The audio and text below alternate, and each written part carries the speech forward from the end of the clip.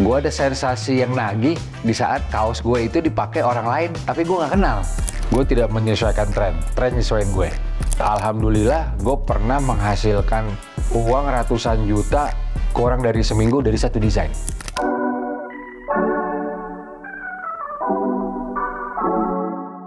Thank you for watching guys. Peace out. Yo, what's up? Gue Rico Lubis. Ada beberapa bilang gue entrepreneur sih. Ya mungkin bisa jadi. Karena memang ada beberapa bisnis yang gue jalankan bersama teman-teman. Dan kegiatan gue masih banyak nih guys. Lo mau ikutin gue? Yuk, ikut gue hari ini.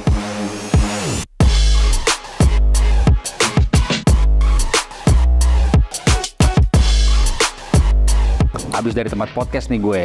Sekarang gue OTW ke tempat konveksi gue. Nah, gue mau kasih tahu nih, apa sih pertama-tama yang bikin bisnis lo bisa cuan? Lo harus sering-sering ngecek detailnya, mastiin bahannya juga lain-lainnya, yang dikenal dengan QC atau Quality Control. Karena kalau nggak dicek, semua bahannya bisa panas dan lain-lain, nanti rugi deh tuh, ngejualnya juga makin susah. Guys, kalau lo masih mau dengar cerita gue tentang perjalanan gue di dunia clothing, gue akan ceritain di mobil. Tuh guys. Sebagai pebisnis, on time adalah kunci utama.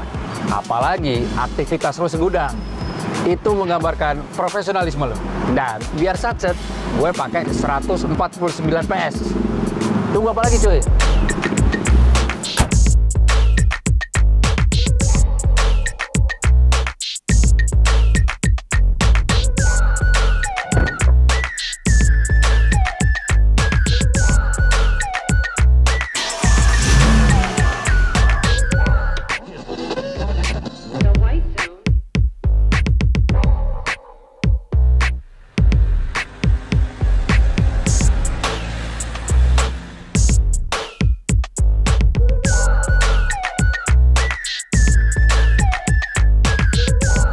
Sekarang menuju konveksi, terus terang karena ada desain baru yang perlu kita garap. Kebetulan barang-barang di belakang pas banget, banyak banget barang bawaan gue.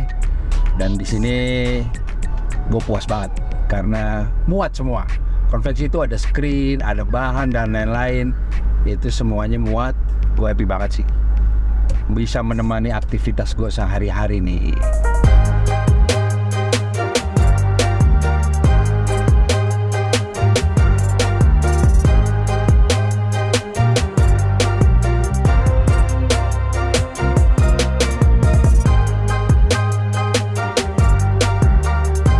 Reto ini kan adalah transisi brand kedua gue setelah gue tinggalkan brand yang lama. Lalu gue sama partner gue Agana Rahab dari Jogja punya konsep ada suatu karakter yang belum ada di streetwear Indonesia. Nah makanya kita mulailah Reto ini. Nah Reto ini gue terinspirasi dari nama tukang jahit Pak Mustaqim, Siratul Mustaqim, itu artinya jalan yang lurus. Dan Reto itu artinya lurus bahasa Portugis, bahasa Portugal. Itu Reto.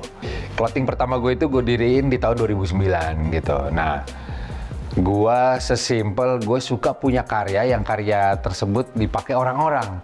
Jadi di saat gue bikin t-shirt pertama kali di tahun 2009 itu, 2010 kurang lebih, gue ada sensasi yang nagih di saat kaos gue itu dipakai orang lain, tapi gue nggak kenal. Dan menurut gue mungkin t-shirt itu cukup seksi karena ini kebutuhan pokok. Lalu juga lo bisa banyak bercerita di t-shirt tersebut, pesan-pesannya bisa cukup banyak. Dan ya udah, alhamdulillah gue ada demand sampai ke luar negeri. Gue tidak menyesuaikan tren nyesuaiin gue. Contoh, gue tidak pernah ngikutin tren lagi era jogger, gue nggak bikin jogger. Era oversize, gue nggak bikin oversize. Gue buka-bukaan aja lah. Alhamdulillah, gue pernah menghasilkan uang ratusan juta kurang dari seminggu dari satu desain.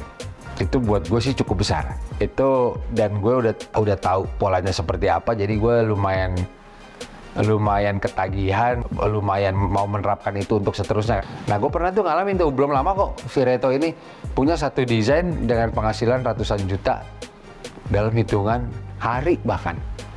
Faktor yang paling ngebantu gue adalah, menurut gue adalah lo harus ketemu circle yang tepat. Karena kalau lo udah ketemu circle yang tepat, itu jalannya udah enak. Jadi lu pastiin, ini gue ya, lo menjalankan bisnis yang memang lo suka. Kalau clothing, gue udah buktiin nih. Ini udah mau 20 tahun clothing, dan memang clothing itu timeless juga kan gitu. Jadi pastikan emang bidangnya ini lo suka. Jadi di saat lo lagi breakdown plan-nya segala macam itu lo senang. Jadi kalau visi misi lo kuat dan dari awal ikatannya udah kuat, perjanjiannya sudah kuat, harusnya ini bisa sangat meminimalisir kegagalan lo. Karena kalau lo gagal tinggal mengacu ke situ. Dan sesimpel kalau gagal, banyak juga yang gagal, tidak apa-apa. Contoh, gue banyak sekali temen gue denger, aduh era TikTok gue nggak main TikTok kok. Tidak apa-apa. Lo hire tim lo yang ngerti TikTok. Jadi libatkan generasi sekarang karena point of view ataupun taste-nya berbeda.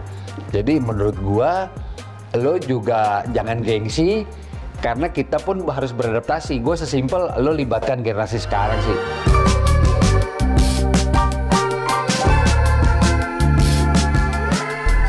Akhirnya beres juga nih konveksi nih.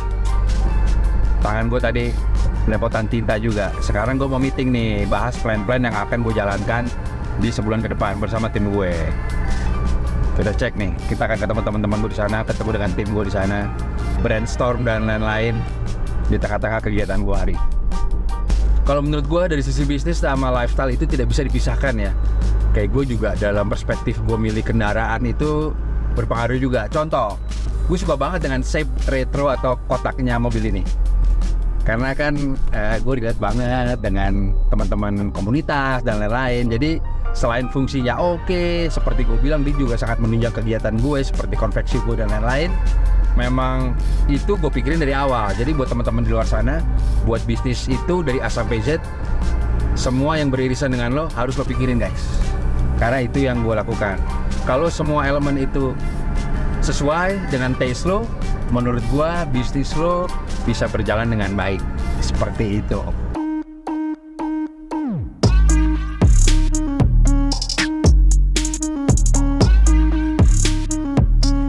Halo guys. Kita ada beberapa planning yang harus dibahas.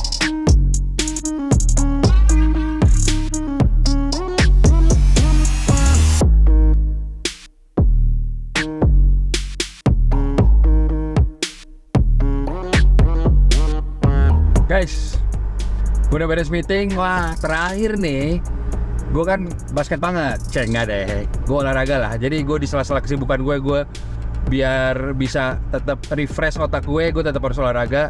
Sekarang gue mau main basket nih sama temen-temen nih.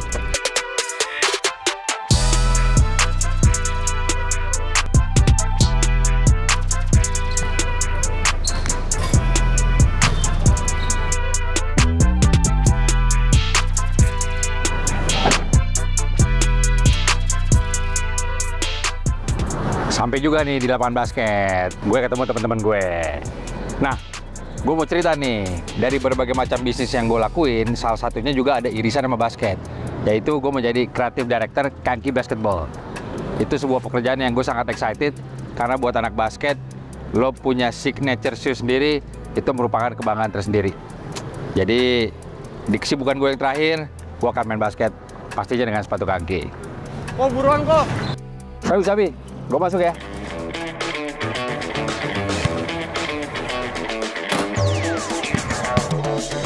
God bless, we're breaking these runs. Life too short to play it on speed run. Only get one, no option to rerun. Where Babylon goes, too high to reach some. Down to earth, stay grinding when storms come. Rat race, only one to run from. Better say cheese, but say it's getting the funds. Living in the moment. Oke. Guys, berikut adalah rutinitas gue tadi selama keseharian. Thank you udah temenin gue. Dan bisa dilihat mobilitas gue tinggi sekali. Semoga cerita gue tadi bisa menjadi inspirasi buat lo semua yang mau mulai clothing dan juga entrepreneurship. Sekian dari gue guys. Peace out.